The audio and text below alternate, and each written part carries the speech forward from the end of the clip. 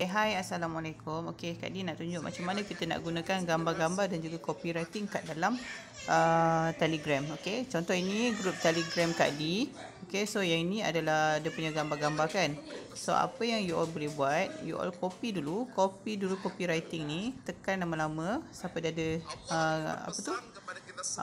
tick dekat tu. Lepas tu copy, tekan button yang copy atas ni yang ada. Kak Di buat balik macam ni, kan ada gambar hijau ni yang tick ni. Lepas tu gambar sebelah pensel ni ada copy.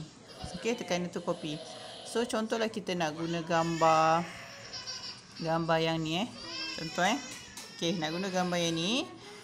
You all nak save pun boleh. Kalau nak save, you tekan button 3 titik ni belah kanan atas sekali ni, dia akan keluar macam ni. So you save to gallery. Kalau you nak save ke gallery, nanti you all boleh guna dekat WhatsApp, Facebook dan sebagainya lah, sebab dia dah save dalam galeri. Tapi kalau tak nak save dalam galeri, just guna ni sama ada you nampak tak button share kat bawah ni, bahagian bawah sekali ni, belah kanan bahagian bawah sekali, button sharing kat sini.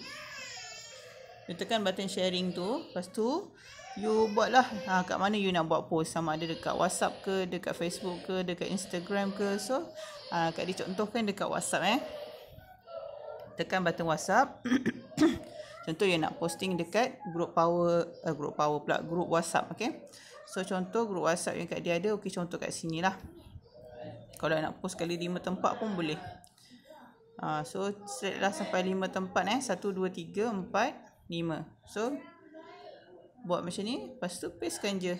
Pastekan copywriting yang kita dah copy tadi. Lepas tu yang ni jangan lupa letak nombor telefon. Letak nombor telefon you all lah. Start dengan 6. Lepas tu nombor telefon you all apa. Okay, macam tu je, simple kan. Lepas tu dan 5 tempat sekaligus. Okay, tengok ni 1, 2, 3, 4, 5. Kan senang. Sekali posting 5 tempat.